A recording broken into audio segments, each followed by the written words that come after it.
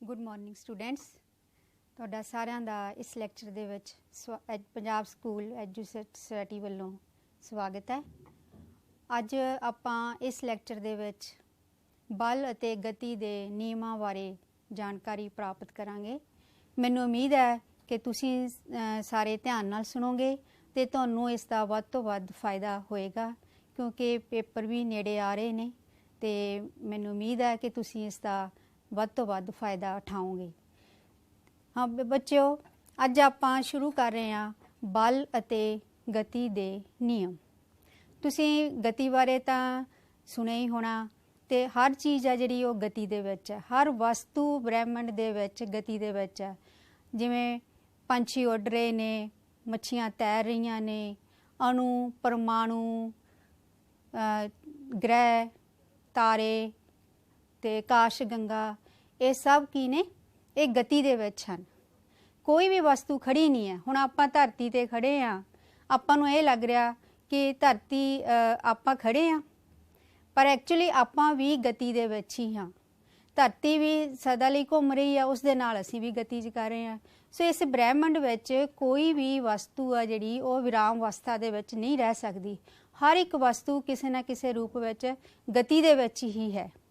गति दो तरह की हुंदी है, एक समान गति ते आसमान गति। एक समान गति किहड़ी हुंदी है बच्चों? जिस दे विच समय दे नाल वेग नहीं बदलदा। ते आसमान गति किहड़ी हुंदी है? जदों समय दे नाल नाल वस्तु दा वेग बदलदा रहिंदा है तां ओह आसमान गति कहलाउंदी है। हुण मैं तुहानूं दस्सिया कि हर चीज़ गति विच है। हुण मैं तुहानूं इह दसना कि गति दा कारण की है। गति क्यों हुंदी है, गति का की कारण है, इस दे बारे तां अजे विग्यानी भी भंबल भुस्से विच पए हुए हैं। उन्हां नूं भी इसदा कारण दा कोई पता नहीं लग्या अजे तक। पर गति हुंदी किवें आ ये सानूं पता है। किस तरह पता है? जदों असीं किसी वस्तु नूं ठोकर मारदे आ जां फिर उस नूं धक्का मारदे आ, खिੱਚਦੇ आ ते उस वेले ਉਹ ਵਸਤੂ ਆ ਜਿਹੜੀ ਉਹ ਗਤੀ ਦੇ ਵਿੱਚ ਆ ਜਾਂਦੀ ਹੈ। ਹੁਣ ਜਿਵੇਂ ਕਿ ਤੁਸੀਂ ਪਿਕਚਰਸ ਦੇਖੀ ਜਾਂਦੇ ਹੋ, ਗੇਂਦ ਨੂੰ ਜਦੋਂ ਅਸੀਂ ਠੋਕਰ ਮਾਰਦੇ ਹਾਂ ਤਾਂ ਗੇਂਦ ਦੂਰ ਚਲੀ ਜਾਂਦੀ ਹੈ। ਸੋ ਇਸ ਤੋਂ ਕੀ ਪਤਾ ਲੱਗਦਾ ਕਿ ਜਿਹੜੀ ਵਸਤੂ ਆ ਉਹ ਗਤੀ ਦੇ ਵਿੱਚ ਆ ਗਈ। ਠੀਕ ਹੈ ਬੱਚਿਓ। ਤੇ ਇਹ ਹੁਣ ਗਤੀ ਕਿਸ ਕਰਕੇ ਹੋਈ ਆ? ਤੇ ਇਹ ਅਸੀਂ ਇਹ ਇੱਕ ਬਲ ਹੈ ਜਿਸ ਕਰਕੇ ਗਤੀ ਹੁੰਦੀ ਆ। ਤੇ ਇਹ बल ਨੂੰ ਅਸੀਂ ना देख सकते हैं, ना महसूस कर सकते हैं, ना ਚੱਕ सकते हैं। सिर्फ ਅਸੀਂ ਇਸ ਦਾ ਪ੍ਰਭਾਵ ਹੀ ਪਤਾ ਕਰ ਸਕਦੇ ਹਾਂ। ਇਸ ਦਾ ਸਾਨੂੰ ਸਿਰਫ ਪ੍ਰਭਾਵ ਹੀ ਪਤਾ ਲੱਗਦਾ ਕਿ ਕਿਸੇ ਵਸਤੂ ਤੇ ਬਲ ਕਦੋਂ ਲੱਗਿਆ। ਜਦੋਂ ਬਲ ਲੱਗਦਾ ਹੈ ਤਾਂ ਉਸ ਦੀ ਜਿਹੜੀ ਗਤੀ ਦੀ ਅਵਸਥਾ ਹੈ ਉਹ ਬਦਲ ਜਾਂਦੀ ਹੈ। ਜੇ ਵਿਰਾਮ ਅਵਸਥਾ ਵਿੱਚ ਆ ਤਾਂ ਗਤੀ ਵਿੱਚ ਆ ਜਾਂਦੀ ਆ, ਜਾਂ ਫਿਰ ਕਿਸੇ ਵਸਤੂ ਦਾ ਆਕਾਰ ਬਦਲ ਜਾਂਦਾ ਹੈ। ਸੋ ਇਹ ਕਿਸੇ ਵੀ ਵਸਤੂ ਨੂੰ ਅਗਰ ਅਸੀਂ खिੱਚਦੇ ਆ ਤਾਂ ਵੀ ਗਤੀ ਦੀ ਅਵਸਥਾ ਪੈਦਾ ਹੁੰਦੀ ਹੈ, ਜਾਂ ਫਿਰ ਉਸ ਨੂੰ ਧੱਕਾ ਦਿੰਨੇ ਆ, ਖਿੱਚਦੇ ਆ ਤੇ ਇਹੀ ਕਾਰਨ ਆ। ਜਿਵੇਂ ਦਰਵਾਜ਼ੇ ਨੂੰ ਆਪਾਂ ਖਿੱਚ ਕੇ ਖੋਲਦੇ ਆ ਤਾਂ ਗਤੀ ਵਿੱਚ ਆ ਜਾਂਦਾ ਹੈ। ਸੋ ਕਿਸੇ ਵੀ ਚੀਜ਼ ਨੂੰ ਅਸੀਂ ਗਤੀ ਵਿੱਚ ਲਿਆਉਣ ਲਈ ਉਸ ਨੂੰ ਅਸੀਂ ਖਿੱਚਦੇ ਆ, ਧੱਕਾ ਮਾਰਦੇ ਆ, ਠੋਕਰ ਮਾਰਦੇ ਆ ਤਾਂ ਗਤੀ ਵਿੱਚ ਆ ਜਾਂਦੀ ਹੈ। ਤੇ ਇਸੇ ਤਰ੍ਹਾਂ ਆਕਾਰ ਵੀ ਵਸਤੂ ਦਾ ਬਦਲ ਜਾਂਦਾ। ਜਿਵੇਂ ਗੇਂਦ ਆ ਉਹ ਗੋਲਾਕਾਰ ਦੀ ਹੈਗੀ ਆ, पर जदों देखो जो दोने हत्थां नाल जदों आपां नूं दबदे आ तां गोलाकार तो वो अंडाकार विच बदल जाती है। तो इत्थे फिर इसका आकार किस करके बदलिया बच्चों? इसका आकार साडे पट्ठियां दे बल करके बदलिया। पट्ठियां ने बल लगाया तो उस गेंद दे आकार दे विच बदलाव आ गया। इस तरह तुसीं देखदे हो जिवें स्प्रिंग है, स्प्रिंग नूं मैं दोने सिरियां तो फड़ के खिੱਚदी आ ਤਾਂ ਇਹ ਵੱਧ ਇਸਦਾ ਜਿਹੜਾ ਆਕਾਰ ਆ ਉਹ ਵੱਡਾ ਹੋ ਜਾਂਦਾ ਹੈ। ਤੇ ਇਸ ਤੇ ਫਿਰ ਕਿਹਨੇ ਕੰਮ ਕੀਤਾ? ਪੱਠਿਆਂ ਦੇ ਬਲ ਨੇ। ਸੋ ਇਹ ਤੁਹਾਨੂੰ ਮੈਂ ਦੱਸਣਾ ਚਾਹਾਂਗੀ ਇੱਥੇ ਕਿ ਜਿਹੜਾ ਬਲ ਹੈ ਇਹ ਕਿਸੇ ਵੀ ਵਸਤੂ ਨੂੰ ਉਸ ਨੂੰ ਗਤੀ ਨੂੰ ਰੋਕਣ ਲਈ ਜਾਂ ਉਸ ਨੂੰ ਗਤੀਮਾਨ ਅਵਸਥਾ ਵਿੱਚ ਲਿਆਉਣ ਲਈ ਜਾਂ ਉਸ ਦਾ ਆਕਾਰ ਬਦਲਣ ਲਈ ਵਰਤਿਆ ਜਾਂਦਾ ਹੈ। ਸੋ ਅਸੀਂ बल की जिहड़ी हैगी आ डेफिनेशन वो याद करनी आ। बल नूं अंग्रेजी दे विच फोर्स कहंदे ने। फोर्स इस नूं असीं जदों असीं कोई न्यूमेरिकल करदे आ ਤਾਂ ਅਸੀਂ ਉਹਨੂੰ कैपिटल F ਨਾਲ ਪਾਉਂਦੇ ਆ। ਤੇ ਇਸ ਦੀ ਡੈਫੀਨੇਸ਼ਨ ਹੈ ਕਿ ਇੱਕ ਸਥਿਰ ਵਸਤੂ ਨੂੰ ਗਤੀ ਵਿੱਚ ਲਿਆਉਣ ਲਈ ਜਾਂ ਗਤੀਮਾਨ ਵਸਤੂ ਨੂੰ ਰੋਕਣ ਲਈ ਪੱਠਿਆਂ ਨੂੰ ਯਤਨ ਕਰਨਾ ਪੈਂਦਾ ਹੈ, ਜਾਂ ਫਿਰ ਕਿਸੇ ਵਸਤੂ ਦੀ ਗਤੀ ਦੀ ਅਵਸਥਾ ਬਦਲਣ ਲਈ ਸਾਨੂੰ ਧੱਕਾ ਮਾਰਨਾ, ਖਿੱਚਣਾ ਜਾਂ ਠੋਕਰ ਲਗਾਉਣੀ ਪੈਂਦੀ ਹੈ। ਇਸ ਧੱਕਾ ਮਾਰਨ, ਖਿੱਚਣ ਜਾਂ ਠੋਕਰ ਲਗਾਉਣ ਨੂੰ ਬਲ ਕਹਿੰਦੇ ਹਨ। ਸੋ ਇਹ ਅਸੀਂ ਬਲ ਦੀ ਡੈਫੀਨੇਸ਼ਨ ਯਾਦ ਕਰ ਲੈਣੀ ਆ। ਫਿਰ ਇਸ ਨੂੰ ਅਸੀਂ ਕਾਹਦੇ ਵਿੱਚ ਮਾਪਦੇ ਹਾਂ? ਬਲ ਨੂੰ metre per second square, kilogram metre per second square ਇਸ ਦੀ ਮਾਤਰਿਕ ਹੈ। ਹਾਂ ਬੱਚਿਓ, ਬਲ ਆ ਜਿਹੜੇ ਦੋ ਤਰ੍ਹਾਂ ਦੇ ਹੁੰਦੇ ਨੇ, ਸੰਤੁਲਿਤ ਤੇ ਅਸੰਤੁਲਿਤ ਬਲ। ਸੰਤੁਲਿਤ ਬਲ ਕਿਹੜੇ ਹੁੰਦੇ ਨੇ? ਜਦੋਂ ਕੋਈ ਵਸਤੂ ਤੇ ਅਸੀਂ ਵਿਰੋਧੀ ਦਿਸ਼ਾਵਾਂ ਦੇ ਵਿੱਚ ਇੱਕੋ ਜਿਹੇ ਬਲ ਲੱਗਦੇ ਹਨ ਤਾਂ ਉਹ ਵਸਤੂ ਆ ਜਿਹੜੀ ਉਹ ਗਤੀਮਾਨ ਅਵਸਥਾ ਵਿੱਚ ਨਹੀਂ ਆਉਂਦੀ, ਤਾਂ ਉਸ ਵੇਲੇ ਜਿਹੜੇ ਬਲ ਲੱਗ ਰਹੇ ਹੁੰਦੇ ਨੇ ਉਹਨਾਂ ਨੂੰ ਅਸੀਂ ਸੰਤੁਲਿਤ ਕਹਿੰਦੇ ਆ। ਜਦੋਂ ਕਿਸੇ ਵਸਤੂ ਤੇ ਅਸੰਤੁਲਿਤ ਬਲ ਲੱਗਦੇ ਨੇ ਤਾਂ ਇੱਕ ਬਲ ਜਿਹੜਾ ਹੈਗਾ ਉਹ ਵਿਰੋਧੀ ਬਲ ਨਾਲੋਂ ਜ਼ਿਆਦਾ ਹੁੰਦਾ ਹੈ, ਤਾਂ ਉਸ ਵੇਲੇ ਜਿਹੜੀ ਵਸਤੂ ਆ ਉਹ ਗਤੀਮਾਨ ਅਵਸਥਾ ਦੇ ਵਿੱਚ ਆ ਜਾਂਦੀ ਆ, ਤਾਂ ਉਹ ਅਸੰਤੁਲਿਤ ਬਲ ਕਹਾਉਂਦਾ ਹੈ। ਜਿਵੇਂ ਕਿ ਤੁਸੀਂ ਪਿਕਚਰ ਦੇ ਵਿੱਚ ਦੇਖ ਰਹੇ ਹੋ ਕਿ ਇੱਕ ਬਕਸਾ ਲੈ ਕੇ ਉਹ ਬੱਚੇ ਉਸ ਨੂੰ ਧੱਕਾ ਲਗਾ ਰਹੇ ਨੇ, ਤਾਂ ਪਹਿਲਾਂ ਉਹ ਥੋੜ੍ਹਾ ਧੱਕਾ ਲਗਾਉਂਦੇ ਨੇ ਤਾਂ ਬਕਸਾ ਹਿੱਲਦਾ ਨਹੀਂ, ਕਿਉਂਕਿ ਇਸ ਦੇ ਵਿੱਚ ਇੱਕ ਤਾਂ ਧਕੇਲਣ ਬਲ ਕੰਮ ਕਰ ਰਿਹਾ ਹੈ, ਇੱਕ ਵਿਰੋਧੀ ਦਿਸ਼ਾ ਦੇ ਵਿੱਚ ਰਗੜ ਬਲ ਕੰਮ ਕਰ ਰਿਹਾ ਹੈ। ਸੋ ਰਗੜ ਬਲ ਤੇ ਧਕੇਲਣ ਬਲ ਦੋਨੇ ਆਪਸ ਦੇ ਵਿੱਚ ਬਰਾਬਰ ਹੋ ਗਏ ਤੇ ਉਹ ਬਕਸਾ ਜਿਹੜਾ ਹੈਗਾ ਗਤੀ ਵਿੱਚ ਨਹੀਂ ਆ ਰਿਹਾ, ਤਾਂ ਅਸੀਂ ਇਹ ਕਹਾਂਗੇ ਉਸ ਤੇ ਸੰਤੁਲਿਤ ਬਲ ਲੱਗ ਰਹੇ ਹਨ। ਤੇ ਦੂਸਰੀ ਅਵਸਥਾ ਦੇ ਵਿੱਚ ਦੇਖੋ, ਹੁਣ ਉਹਨਾਂ ਨੇ ਥੋੜਾ ਜਿਹਾ ਵੱਧ ਜ਼ੋਰ ਲਾਇਆ ਤੇ ਬਕਸਾ ਫੇਰ ਵੀ ਨਹੀਂ ਹਿੱਲਿਆ, ਤੇ ਇੱਥੇ ਵੀ ਰਗੜ ਬਲ ਉਨਾ ਹੀ ਵੱਧ ਗਿਆ ਜਿੰਨਾ ਕਿ ਧਕੇਲਣ ਬਲ ਵੱਧ ਲਗਾਇਆ। ਸੋ ਰਗੜ ਬਲ ਧਕੇਲਣ ਬਲ ਦੇ ਬਰਾਬਰ ਹੋ ਗਿਆ ਤੇ ਸੰਤੁਲਿਤ ਬਲ ਲੱਗਣ ਲੱਗ ਗਏ, ਜਿਸ ਕਰਕੇ ਬਕਸਾ ਗਤੀਮਾਨ ਅਵਸਥਾ ਵਿੱਚ ਨਹੀਂ ਆ ਰਿਹਾ। ਹੁਣ ਤੀਸਰੀ ਅਵਸਥਾ 'ਚ ਦੇਖੋ, ਹੁਣ ਬੱਚਿਆਂ ਨੇ ਹੋਰ ਜ਼ੋਰ ਨਾਲ ਧੱਕਾ ਲਾਇਆ ਤੇ ਬਕਸਾ ਗਤੀਮਾਨ ਅਵਸਥਾ ਦੇ ਵਿੱਚ ਆ ਗਿਆ, ਉਸਨੇ ਹਿੱਲਣਾ ਸ਼ੁਰੂ ਕਰਤਾ। ਹੁਣ ਇਹਦੇ ਵਿੱਚ ਦੇਖੋ ਤੁਸੀਂ, ਇੱਕ ਧਕੇਲਣ ਬਲ ਹੈਗਾ ਤੇ ਇੱਕ ਰਗੜ ਬਲ, ਤੇ ਇਹਦੇ ਵਿੱਚ ਧਕੇਲਣ ਬਲ ਜਿਹੜਾ ਹੈ ਉਹ ਰਗੜ ਬਲ ਦੇ ਨਾਲੋਂ ਵੱਧ ਹੈ। ਇਸ ਕਰਕੇ ਜਿਹੜਾ ਬਕਸਾ ਹੈਗਾ ਉਹ ਹਿੱਲਣ ਲੱਗ ਗਿਆ, ਮਤਲਬ ਕਿ ਇਸ ਤੇ ਅਸੰਤੁਲਿਤ ਬਲ ਲੱਗ ਰਹੇ ਹਨ, ਜਿਸ ਕਰਕੇ ਜਿਹੜਾ ਬਕਸਾ ਹੈਗਾ ਉਹ ਗਤੀਮਾਨ ਅਵਸਥਾ ਦੇ ਵਿੱਚ ਆ ਗਿਆ। ਸੋ ਇਸ ਤੋਂ ਅਸੀਂ ਇਹ ਸਿੱਟਾ ਕੱਢਦੇ ਹਾਂ ਬੱਚਿਓ ਕਿ ਜਦੋਂ ਵੀ ਅਸੀਂ ਕਿਸੇ ਵਸਤੂ ਨੂੰ ਵਿਰਾਮ ਅਵਸਥਾ ਤੋਂ ਗਤੀਮਾਨ ਅਵਸਥਾ ਵਿੱਚ ਲਿਆਉਣਾ ਜਾਂ ਉਸ ਦੀ ਗਤੀਮਾਨ ਅਵਸਥਾ ਨੂੰ ਅਸੀਂ ਚੇਂਜ ਕਰਨਾ, ਬਦਲਣਾ, ਤਾਂ ਸਾਨੂੰ ਉਸ ਤੇ ਅਸੰਤੁਲਿਤ ਬਲ ਲਗਾਉਣਾ ਪਏਗਾ, ਫਿਰ ਹੀ ਉਸ ਦੀ ਅਵਸਥਾ ਬਦਲੇਗੀ। ਸੋ ਇਸੇ ਤਰ੍ਹਾਂ ਨਾਲ ਜੇ ਅਸੀਂ ਆਪਾਂ ਇੱਕ ਲੱਕੜ ਦਾ ਮੁੱਢ ਲੈ ਲਈਏ ਤੇ ਉਹਨੂੰ ਮੇਜ਼ ਦੇ ਉੱਪਰ ਰੱਖ ਲਈਏ, ਉਹਦੇ ਦੋਨੇ ਸਿਰਿਆਂ ਤੇ ਅਸੀਂ ਰੱਸੀਆਂ ਬੰਨ੍ਹ ਲਈਏ, ਤੇ ਜੇ ਖੱਬੇ ਪਾਸੇ ਨੂੰ ਰੱਸੀ ਖਿੱਚਾਂਗੇ ਤਾਂ ਉਹ ਖੱਬੇ ਪਾਸੇ ਨੂੰ ਤੁਰੇਗਾ, ਤੇ ਜੇ ਅਸੀਂ ਸੱਜੇ ਪਾਸੇ ਨੂੰ ਖਿੱਚਾਂਗੇ ਤਾਂ ਸੱਜੇ ਪਾਸੇ ਨੂੰ ਤੁਰੇਗਾ। ਜੇ ਅਸੀਂ ਦੋਨੇ ਪਾਸੇ ਇੱਕੋ ਜਿਹਾ ਬਲ ਲਗਾਵਾਂਗੇ, ਸੰਤੁਲਿਤ ਬਲ ਜਿਹਨੂੰ ਕਹਿੰਦੇ ਆ, ਦੋਨੇ ਪਾਸੇ ਇੱਕੋ ਜਿਹੇ ਬਲ ਨਾਲ ਖਿੱਚਾਂਗੇ ਤਾਂ ਉਹ ਬਕਸਾ ਹਿੱਲੇਗਾ ਨਹੀਂ। ਸੋ ਇਸ ਤੋਂ ਇਹ ਪਤਾ ਲੱਗਦਾ ਕਿ ਅਸੰਤੁਲਿਤ ਬਲ ਲਗਾ ਕੇ ਹੀ ਅਸੀਂ ਕਿਸੇ ਵਸਤੂ ਨੂੰ ਗਤੀਮਾਨ ਅਵਸਥਾ ਦੇ ਵਿੱਚ ਲਿਆ ਸਕਦੇ ਹਾਂ। ਬੱਚਿਓ, ਸਾਇੰਟਿਸਟ ਨਿਊਟਨ ਨੇ ਸਾਨੂੰ ਗਤੀ ਦੇ 3 ਨਿਯਮ ਦਿੱਤੇ ਨੇ। ਪਹਿਲਾ ਨਿਯਮ, ਦੂਸਰਾ ਨਿਯਮ ਤੇ ਨਿਊਟਨ ਦਾ ਤੀਸਰਾ ਨਿਯਮ, ਤੇ ਇਹ ਗਤੀ ਬਾਰੇ ਸਾਨੂੰ ਦੱਸਦੇ ਹਨ।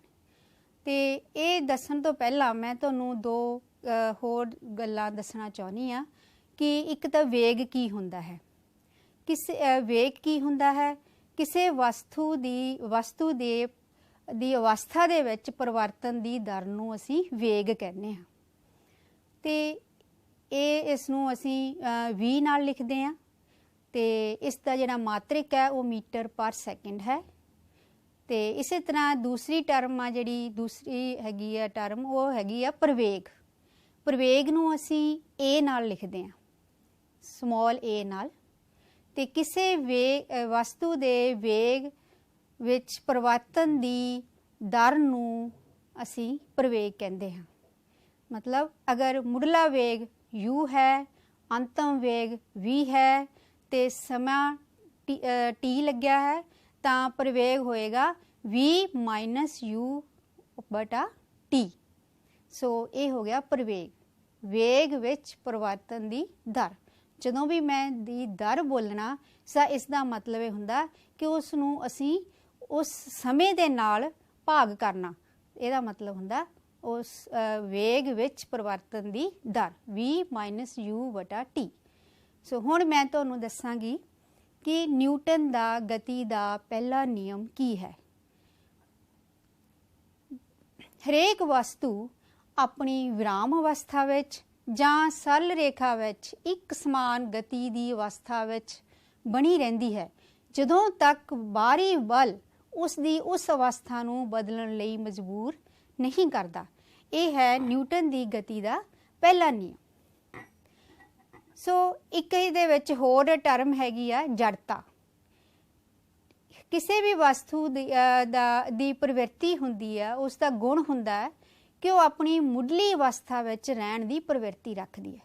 सो ये एक हरेक वस्तु का गुण है। जे वह विराम अवस्था विच पई आ तो विराम अवस्था दे विच रहण दी कोशिश करती है, जे वो गतिमान अवस्था दे विच है तो गतिमान अवस्था विच रहण दी कोशिश करती है। वस्तु दे इस गुण नूं असीं जड़ता कहंदे हां। यही कारण है कि गति दे पहले नियम नूं असीं जड़ता दा नियम भी कहने आ। सो जड़ता दा नियम ते पहला नियम न्यूटन दा, ये दोने बराबर हैं। बच्चों जिवें तुसीं चित्र विच देख रहे हो, एक दरख्त है, उसनूं फल लग्या होया, ते जदों असीं उहनूं हलूणा दिंने आ तां उस दीयां जिहड़ियां टाहणियां ने ओह गति दे विच आ जांदियां ने ते फल है जिहड़ा नीचे डिग जांदा है। फल किस करके नीचे डिगदा? क्योंकि जड़ता दे गुण कारण फल ने अपनी पहली विराम अवस्था विच ही रहण दी कोशिश करनी आ, जद कि जिहड़ियां टाहणियां ने ओह गतिमान अवस्था दे विच आ गईयां, जिस करके की होया फल सी जिहड़ा टाहणियां नालों अलग हो गया तो नीचे डिग गया। सो ये एक जड़ता दी उदाहरण है। इस तरह तुसीं देख रहे हो एक गेंद पई आ ते बच्चा उस नाल खेड रिहा, ते ओह गेंद जे पहला विराम अवस्था विच पई आ तो विराम अवस्था विच ही रहेगी, ते जदों तक ओह इस ते ठोकर नहीं मारदा। सो ये अपनी जड़ता के कारण पहली जिहड़ी मुढ़ली अवस्था हैगी आ विराम अवस्था विच रहण दी ही कोशिश करेगी।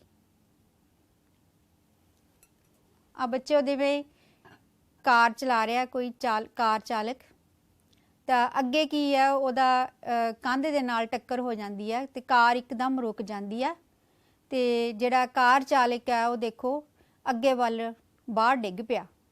ये किस करके डिग्या? क्योंकि जिहड़ी कार सी वो गतिमान अवस्था दे विच सीगी, बहुत तेज़ आ रही सी, ते कार चालक दी गति भी उन्नी हुई सी जदों कार च बैठा सी। जदों कार एकदम रुक गई तां उस दे पर जिहड़ा कार चालक सी वो जड़ता दे गुण कारण वो अपनी पहली अवस्था विच रहण दी ही कोशिश करता है, जिस करके वो कार तो बाहर अगे वल डिग पैंदा है। सो ये एक जड़ता का गुण का उदाहरण है। इस तरह ही जो बस दे विच सफ़र कर रहे हो तां तुसीं देखते हो जदों बस चलदी है स्टार्ट हुंदी है शुरू दे विच तां तुसीं पिछे नूं डिगदे हो। क्यों डिगदे हो?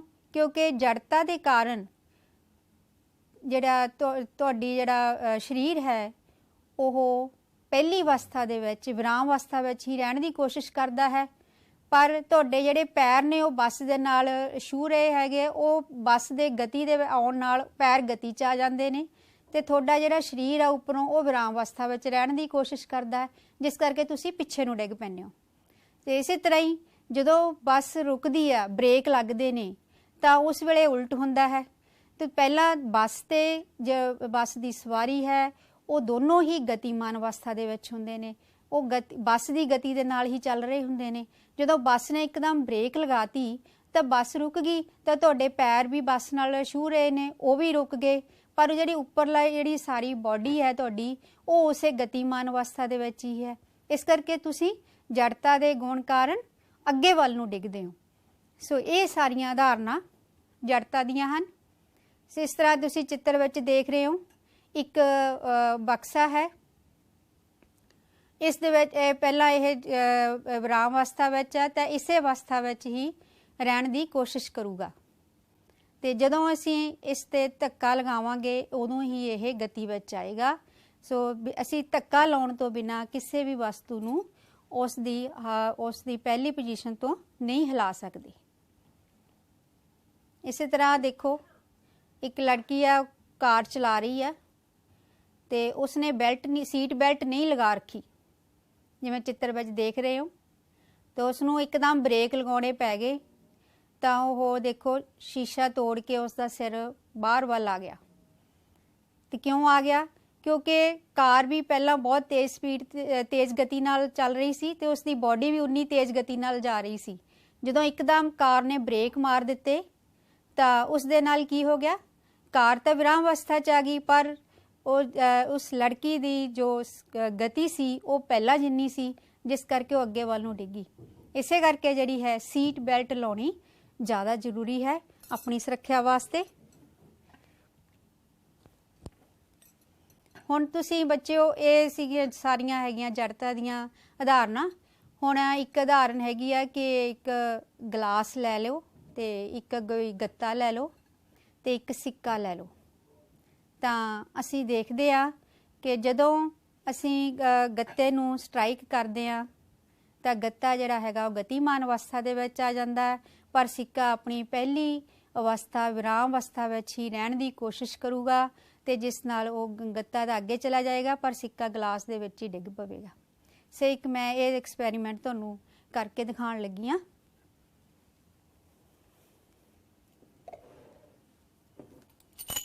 ਆ ਗਲਾਸ ਲੈ ਲਓ ਤੇ ਆ ਉੱਪਰ ਇੱਕ ਮੈਂ ਗੱਤੇ ਦਾ ਟੁਕੜਾ ਰੱਖ ਲਿਆ, ਥੋੜਾ ਜਿਹਾ ਸਖਤ ਹੋਣਾ ਚਾਹੀਦਾ। ਤੇ ਮੈਂ ਇੱਕ ਕੋਈ ਵੀ ਕੋਇਨ ਲੈ ਲਿਆ ਤੇ ਇਹਦੇ ਉੱਪਰ ਰੱਖਤਾ। ਹੁਣ ਮੈਂ ਕੀ ਕਰਾਂਗੀ, ਇਸ ਨੂੰ ਗੱਤੇ ਦੇ ਟੁਕੜੇ ਨੂੰ ਸਟਰਾਈਕ ਕਰਾਂਗੀ ਤਾਂ ਉਹ ਗਤੀਮਾਨ ਅਵਸਥਾ ਦੇ ਵਿੱਚ ਆ ਜਾਏਗਾ। ਪਰ ਸਿੱਕਾ ਉਹਦੇ ਉੱਪਰ ਜਿਹੜਾ ਹੈਗਾ ਉਹ ਜੜਤਾ ਦੇ ਗੁਣ ਕਾਰਨ ਆਪਣੀ ਪਹਿਲੀ ਅਵਸਥਾ ਵਿਰਾਮ ਅਵਸਥਾ ਵਿੱਚ ਹੀ ਰਹਿਣ ਦੀ ਕੋਸ਼ਿਸ਼ ਕਰੂਗਾ। ਤੇ ਦੇਖਿਓ, ਤੇ ਉਹ ਫਿਰ ਵਿੱਚ ਡਿੱਗ ਪਵੇਗਾ। ਦੁਬਾਰਾ ਕਰਦੀ ਹਾਂ ਮੈਂ।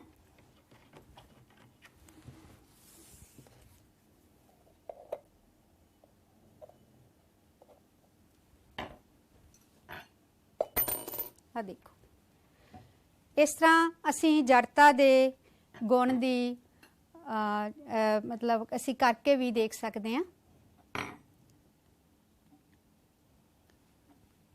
ਹਾਂ ਬੱਚੇ, ਹੁਣ ਤੱਕ ਮੈਂ ਤੁਹਾਨੂੰ ਸਾਰਿਆਂ ਦੱਸਿਆ ਕਿ ਕਿਸ ਤਰ੍ਹਾਂ ਨਾਲ ਜਿਹੜੀ ਜੜਤਾ ਦੀਆਂ ਕਿਹੜੀਆਂ ਸਾਡੀ ਰੋਜ਼ਾਨਾ ਜ਼ਿੰਦਗੀ ਦੇ ਵਿੱਚ ਉਦਾਹਰਨਾਂ ਹਨ। ਤੇ ਮੈਂ ਹੁਣ ਤੁਹਾਨੂੰ ਇਹ ਵੀ ਦੱਸਣਾ ਚਾਹੁੰਦੀ ਹਾਂ ਕਿ ਜੜਤਾ ਤੇ ਪੁੰਜ ਦੇ ਵਿੱਚ ਵੀ ਬੜਾ ਤਕੜਾ ਸੰਬੰਧ ਹੈ। ਹੁਣ ਜਿਵੇਂ ਚਿੱਤਰ ਦੇ ਵਿੱਚ ਤੁਸੀਂ ਦੇਖ ਰਹੇ ਹੋ, ਇੱਕ ਵੱਡਾ ਪੱਥਰ ਹੈ, ਉਸ ਨੂੰ ਇੱਕ ਲੜਕਾ ਖਿੱਚ ਰਿਹਾ ਤੇ ਉਸ ਨੂੰ ਜ਼ਿਆਦਾ ਜ਼ੋਰ ਲਾਣਾ ਪਏਗਾ ਤੇ ਫਿਰ ਵੀ ਉਹ ਹਿੱਲਦਾ ਨਹੀਂ। ਇੱਕ ਫਿਰ ਛੋਟਾ ਪੱਥਰ ਆ, ਉਹਨੂੰ ਜਦੋਂ ਖਿੱਚਦਾ ਤਾਂ ਉਹ ਆਰਾਮ ਨਾਲ ਖਿੱਚਿਆ ਜਾਂਦਾ। ਸੋ ਜਿੰਨਾ ਉਸ ਦਾ ਪੁੰਜ ਜ਼ਿਆਦਾ ਹੋਏਗਾ ਕਿਸੇ ਵਸਤੂ ਦਾ, ਉਨਾ ਹੀ ਉਸ ਦੀ ਜੜਤਾ ਵੀ ਜ਼ਿਆਦਾ ਹੋਏਗੀ। ਉਹ ਆਪਣੀ ਪਹਿਲੀ ਅਵਸਥਾ ਵਿੱਚ ਰਹਿਣ ਦੀ ਕੋਸ਼ਿਸ਼ ਜ਼ਿਆਦਾ ਕਰੇਗੀ। ਸੋ ਸਾਰੀਆਂ ਵਸਤੂਆਂ ਦੀ ਜੜਤਾ ਬਰਾਬਰ ਨਹੀਂ ਹੁੰਦੀ, ਠੀਕ ਹੈ। ਇਸੇ ਤਰ੍ਹਾਂ ਨਾਲ ਜਿਵੇਂ ਆਪਾਂ ਇੱਕ ਪੁਸਤਕਾਂ ਨਾਲ ਭਰਿਆ ਹੋਇਆ ਬਕਸਾ ਹੈ ਤੇ ਇੱਕ ਖਾਲੀ ਬਕਸਾ ਹੈ, ਤੇ ਜਿਹੜਾ ਭਰਿਆ ਹੋਇਆ ਬਕਸਾ ਹੈ ਕਿਤਾਬਾਂ ਨਾਲ, ਉਸ ਨੂੰ ਅਸੀਂ ਜਦੋਂ ਧੱਕਾ ਲਗਾਉਂਦੇ ਆ ਉਹ ਆਰਾਮ ਨਾਲ ਉਹ ਹਿਲਦਾ ਨਹੀਂ, ਜਦ ਕਿ ਜਿਹੜਾ ਖਾਲੀ ਬਕਸਾ ਹੈਗਾ ਉਹ ਆਰਾਮ ਨਾਲ ਹਿਲ ਜਾਂਦਾ। ਸੋ ਇਹਦਾ ਮਤਲਬ ਕੀ ਹੋਇਆ, ਫਿਰ ਭਰੇ ਹੋਏ ਬਕਸੇ ਦੀ ਜੜਤਾ ਜ਼ਿਆਦਾ ਤੇ ਖਾਲੀ ਬਕਸੇ ਦੀ ਜੜਤਾ ਘੱਟ ਹੈ। ਸੋ ਇਸੇ ਤਰ੍ਹਾਂ ਬੱਚਿਓ ਅਸੀਂ ਕਹਿ ਸਕਦੇ ਹਾਂ ਕਿ ਇੱਕ ਜੇ ਮੈਂ ਰੇਲ ਗੱਡੀ ਲੈ ਲਾਂ, ਇੱਕ ਛਕੜਾ ਗੱਡੀ ਲੈ ਲਾਂ, ਹੁਣ ਦੋਨਾਂ ਦੇ ਪੁੰਜ ਦੇ ਵਿੱਚ ਬਹੁਤ ਜ਼ਿਆਦਾ ਫਰਕ ਹੈ ਤੇ ਜੇ ਮੈਂ ਰੇਲ ਗੱਡੀ ਤੇ ਧੱਕਾ ਲਾਵਾਂ ਤੇ ਬਹੁਤ ਜ਼ਿਆਦਾ ਬਲ ਲਗਾਉਣ ਨਾਲ ਵੀ ਉਹ ਹਿੱਲੇਦੀ ਨਹੀਂ, ਬਲਕਿ ਜਦੋਂ ਛਕੜਾ ਗੱਡੀ ਤੇ ਮੈਂ ਉਨਾ ਹੀ ਬਲ ਲਾਵਾਂ ਤੇ ਉਹ ਤੇਜ਼ ਗਤੀ ਦੇ ਨਾਲ ਭੱਜ ਲਵੇਗੀ। ਸੋ ਇੱਥੋਂ ਇਹ ਪਤਾ ਲੱਗਦਾ ਕਿ ਜਿਹੜੀ ਜੜਤਾ ਤੇ ਪੁੰਜ ਦਾ ਆਪਸ ਵਿੱਚ ਬੜਾ ਸੰਬੰਧ ਹੈ। ਜਿੰਨਾ ਪੁੰਜ ਜ਼ਿਆਦਾ ਹੋਏਗਾ ਉਨਾ ਹੀ ਉਸਦੀ ਜੜਤਾ ਜ਼ਿਆਦਾ ਹੋਏਗੀ। ਸੋ ਅਸੀਂ ਕਹਿ ਸਕਦੇ ਹਾਂ ਕਿ ਮਾਤਰਾਤਮਕ ਰੂਪ ਵਿੱਚ ਵਸਤੂ ਦੀ ਜੜਤਾ ਪੁੰਜ ਤੋਂ ਮਾਪੀ ਜਾਂਦੀ ਹੈ। ਸੋ ਇਸ ਪ੍ਰਕਾਰ ਕਿਸੇ ਵਸਤੂ ਦਾ ਪੁੰਜ ਉਸਦੀ ਜੜਤਾ ਦਾ ਮਾਪ ਹੈ। ਸੋ ਜਿੰਨਾ ਪੁੰਜ ਜ਼ਿਆਦਾ ਹੋਏਗਾ ਉਨੀ ਹੀ ਜੜਤਾ ਜ਼ਿਆਦਾ ਹੋਏਗੀ। ਸੋ ਇਹ ਤਾਂ ਸੀਗਾ ਬੱਚਿਓ ਨਿਊਟਨ ਦੀ ਗਤੀ ਦਾ ਪਹਿਲਾ ਨਿਯਮ। ਤੇ ਹੁਣ ਆਪਾਂ ਸ਼ੁਰੂ ਕਰ ਰਹੇ ਹਾਂ ਨਿਊਟਨ ਦੀ ਗਤੀ ਦਾ ਦੂਸਰਾ ਨਿਯਮ। ਸੋ ਪਹਿਲਾ ਨਿਯਮ ਕੀ ਦੱਸਦਾ ਹੈ ਕਿ ਕਿਸੇ ਵੀ ਵਸਤੂ ਨੂੰ ਜੇ ਅਸੀਂ ਗਤੀ ਦੇ ਵਿੱਚ ਲਿਆਉਣਾ ਤਾਂ ਸਾਨੂੰ ਬਲ ਦੀ ਲੋੜ ਪੈਂਦੀ ਹੈ। ਜਿਹੜਾ ਦੂਸਰਾ ਨਿਯਮ ਹੈ ਇਹ ਸਾਨੂੰ ਦੱਸਦਾ ਕਿ ਅਸੀਂ ਬਲ ਨੂੰ ਕਿਵੇਂ ਮਾਪ ਸਕਦੇ ਹਾਂ। ਠੀਕ ਹੈ, ਤੇ ਜਦੋਂ ਅਸੀਂ ਨਿਊਟਨ ਦੀ ਦੂਸਰਾ ਨਿਯਮ ਸ਼ੁਰੂ ਕਰਨ ਜਾ ਰਹੇ ਹਾਂ, ਮੈਂ ਇਹਦੇ ਵਿੱਚ ਤੁਹਾਨੂੰ ਦੱਸਣਾ ਚਾਹੁੰਦੀ ਹਾਂ ਕਿ ਇੱਕ ਹੈ ਟਰਮ ਹੈ ਸੰਵੇਗ, ਜਿਹੜੀ ਕਿ ਮਾਸ ਪੁੰਜ m ਤੇ ਵੇਗ v ਦਾ ਗੁਣਨਫਲ ਹੁੰਦੀ ਆ। ਇਹਨੂੰ ਅਸੀਂ p ਨਾਲ ਲਿਖਦੇ ਹਾਂ।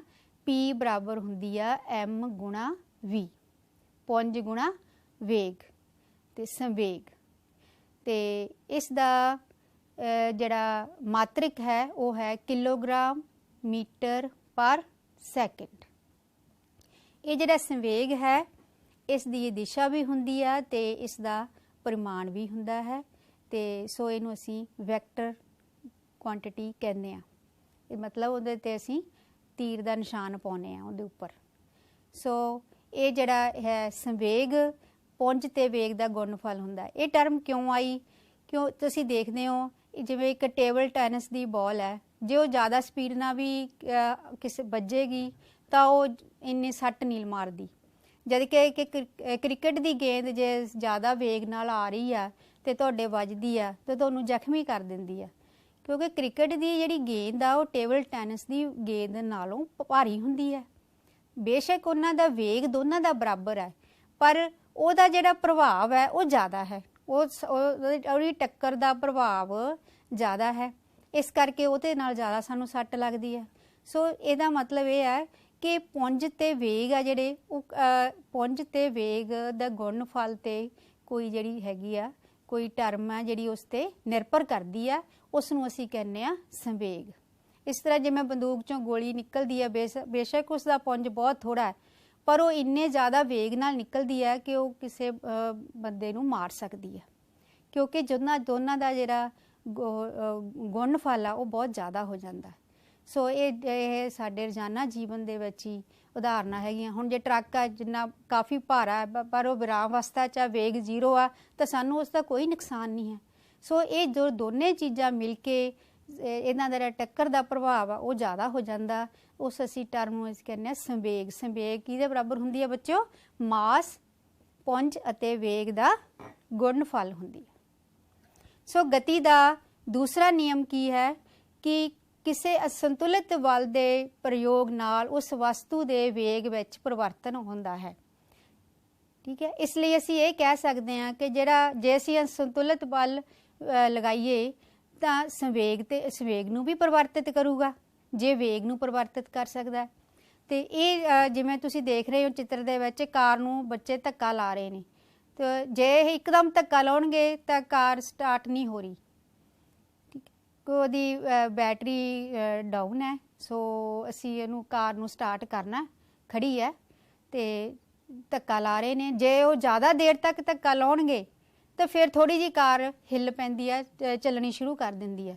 ਸੋ ਇਸ ਦਾ ਮਤਲਬ ਇਹ ਹੋਇਆ ਕਿ ਜਿਹੜਾ ਸੰਵੇਗ ਵਿੱਚ ਪਰਿਵਰਤਨ ਆ ਉਹ ਇਕੱਲੇ ਬਲ 'ਤੇ ਨਿਰਭਰ ਨਹੀਂ ਕਰਦਾ, ਬਲਕਿ ਉਸ 'ਤੇ ਵੀ ਨਿਰਭਰ ਕਰਦਾ ਕਿ ਬਲ ਕਿੰਨੇ ਸਮੇਂ ਲਈ ਲੱਗਿਆ। ਸੋ ਸੰਵੇਗ ਵਿੱਚ ਪਰਿਵਰਤਨ ਲਿਆਉਣ ਲਈ ਲੱਗਣ ਵਾਲਾ ਬਲ ਉਸਦੀ ਉਸ ਸਮੇਂ ਦਰ 'ਤੇ ਨਿਰਭਰ ਕਰਦਾ ਹੈ ਜਿਸ ਵਿੱਚ ਸੰਵੇਗ ਵਿੱਚ ਪਰਿਵਰਤਨ ਹੁੰਦਾ ਹੈ। ਠੀਕ ਹੈ ਬੱਚੋ। ਸੋ ਗਤੀ ਦਾ ਦੂਸਰਾ ਨਿਯਮ ਬਿਆਨ ਕਰਦਾ ਹੈ ਕਿ ਕਿਸੇ ਵਸਤੂ ਦੇ ਸੰਵੇਗ ਵਿੱਚ ਪਰਿਵਰਤਨ ਦੀ ਦਰ ਉਸ ਉੱਤੇ ਲਗਾਏ ਗਏ ਬਾਹਰੀ ਅਸੰਤੁਲਿਤ ਬਲ ਦੀ ਦਿਸ਼ਾ ਦੇ ਸਮਾਨ ਅਨੁਪਾਤੀ ਹੁੰਦਾ ਹੈ। ਹੁਣ ਜਿਵੇਂ ਤੁਸੀਂ ਕੋਈ ਵਸਤੂ ਲੈ ਲਈ ਜਿਸ ਦਾ ਪੁੰਜ ਹੈਗਾ ਸਮਾਲ m ਤੇ ਮੁੱਢਲਾ ਵੇਗ u ਹੈ ਤੇ ਅੰਤਮ ਵੇਗ v ਹੋ ਜਾਂਦਾ t ਸਮੇਂ ਬਾਅਦ ਜਦੋਂ ਉਸ ਤੇ ਬਲ F ਲੱਗਦਾ, ਤਾਂ ਸੰਵੇਗ ਵਿੱਚ ਪਰਿਵਰਤਨ ਸਿੱਧਾ ਅਨੁਪਾਤੀ ਹੋਏਗਾ P2 ਮਾਈਨਸ P1 ਔਰ mv ਮਾਈਨਸ mu, m ਬਾਹਰ ਕੱਢ ਲਓ ਤਾਂ ਅੰਦਰ ਕੀ ਰਹਿ ਗਿਆ v ਮਾਈਨਸ u। ਸੰਵੇਗ ਵਿੱਚ ਪਰਿਵਰਤਨ ਦੀ ਦਰ ਸਿੱਧਾ ਅਨੁਪਾਤੀ ਹੁੰਦੀ ਹੈ m ਗੁਣਾ v ਮਾਈਨਸ u ਵਟਾ t, ਜਾਂ ਲਗਾਇਆ ਗਿਆ ਬਲ F ਸਿੱਧਾ ਅਨੁਪਾਤੀ ਹੋ ਗਿਆ m ਗੁਣਾ v ਮਾਈਨਸ u ਵਟਾ t।